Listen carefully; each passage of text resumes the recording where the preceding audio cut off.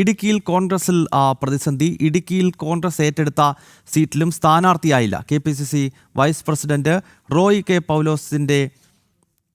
പൗലോസ് സീറ്റിനായി അവകാശവാദം ഉന്നയിക്കുകയാണ്. അതേസമയം ഇടുക്കി സീറ്റ് വിട്ടുകൊടുത്തതിൽ കേരള കോൺഗ്രസിലും ഒരു വിഭാഗത്തിന് കടുത്ത അതൃപ്തിയുണ്ട്. സുബിനാണ് വിവരങ്ങളുമായി ചേരുന്നത്. സുബിനി, ഇടുക്കി സീറ്റ് കേരള കോൺഗ്രസ് ജോസഫിൽ നിന്നും ഏറ്റെടുക്കുന്ന ഘട്ടത്തിൽ തന്നെ കേരള കോൺഗ്രസിനകത്തൊരു വിഭാഗം നേതാക്കൾ അതൃപ്തി പരസ്യമായി പറഞ്ഞതാണ്. ഇപ്പോൾ ആ സീറ്റ് ഏറ്റെടുത്തു എന്ന് മാത്രമല്ല, ഇത്രയും ദിവസം കഴിഞ്ഞിട്ടും അവിടെ സ്ഥാനാർത്ഥിയെ പ്രഖ്യാപിക്കാനും കോൺഗ്രസിനാകുന്നില്ല എന്നതാണോ UDF-ൽ തന്നെ ഒരു കലഹത്തിന് ഇത് വഴിവെക്കുന്നത്? തീർച്ചയായും അത്തരത്തിലാണ്. NDA ഉൾപ്പെടെ സ്ഥാനാർത്ഥികളെ പ്രഖ്യാപിച്ച പ്രചരണം കൊഴുക്കുമ്പോൾ ഇവിടെ ചർച്ചകളും അതുപോലെ തന്നെ തർക്കങ്ങളും ഒക്കെയാണ് പുരോഗമിക്കുന്നത് എന്നുള്ളതാണ് ഏറ്റവും പ്രധാനപ്പെട്ട കാര്യം. ഇപ്പോഴും ഇടുക്കി സീറ്റിൽ ഒരു തീരുമാനത്തിലേക്ക് എത്താൻ കോൺഗ്രസിന് കഴിഞ്ഞിട്ടില്ല. കഴിഞ്ഞ ദിവസമാണ് ഇതുമായി സംബന്ധിച്ച് കേരള കോൺഗ്രസിൽ നിന്ന് ഇടുക്കി സീറ്റ് കോൺഗ്രസ് ഏറ്റെടുക്കുന്നത്. ആദ്യഘട്ടത്തിൽ തന്നെ ഇവിടെ പറഞ്ഞു കേട്ടിരുന്ന പേരുകൾ ജില്ലാ ചെയർമാൻ UDF-ന്റെ ജില്ലാ ചെയർമാൻ ജോയി വെട്ടിക്കുഴി, അതുപോലെ തന്നെ DCC general secretary Bijo Mani, KSU സംസ്ഥാന പ്രസിഡന്റ് അലോഷ്യസ് സേവ്യർ, ഈ 3 പേരുകളാണ് പരിഗണിച്ചിരുന്നത്. ഇതിൽ ജോയി വെട്ടിക്കുഴിയെ സ്ഥാനാർത്ഥിയാക്കണമെന്ന് ആവശ്യപ്പെട്ട് പലയിടത്തും പോസ്റ്ററുകളും പ്രത്യക്ഷപ്പെടുകയും ചെയ്തിരുന്നു.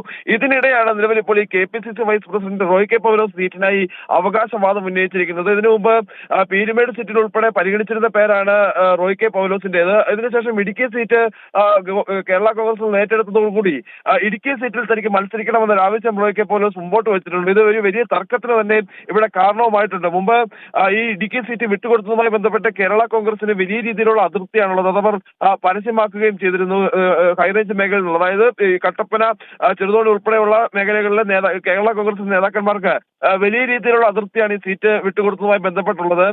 അവർ അവസാന ഘട്ടത്തിൽ ചർച്ച ചെയ്തെടുത്തൊരു തീരുമാനം കോൺഗ്രസ് നിർത്തുന്നത് തങ്ങൾക്ക് കൂടി സ്വീകാര്യനായിട്ടുള്ള ഒരു സ്ഥാനാർത്ഥി ആയിരിക്കണമെന്നൊരു നിർദ്ദേശം അവർ മുമ്പോട്ട് വെച്ചിട്ടുണ്ട്. ജോയി വെട്ടിക്കുഴി അവർ ഒരിക്കലും അംഗീകരിക്കാൻ സാധ്യതയില്ല. കാരണം ഈ സീറ്റ് ഏറ്റെടുക്കുന്നതിൽ പ്രധാനമായി പങ്കുവഹിച്ചത്, അല്ലെങ്കിൽ അതിന് ആദ്യഘട്ടം മുതൽ ഈ സീറ്റ് ഏറ്റെടുക്കണമെന്ന് ആവശ്യപ്പെട്ടത് ജോയി വെട്ടിക്കുഴിയാണ്.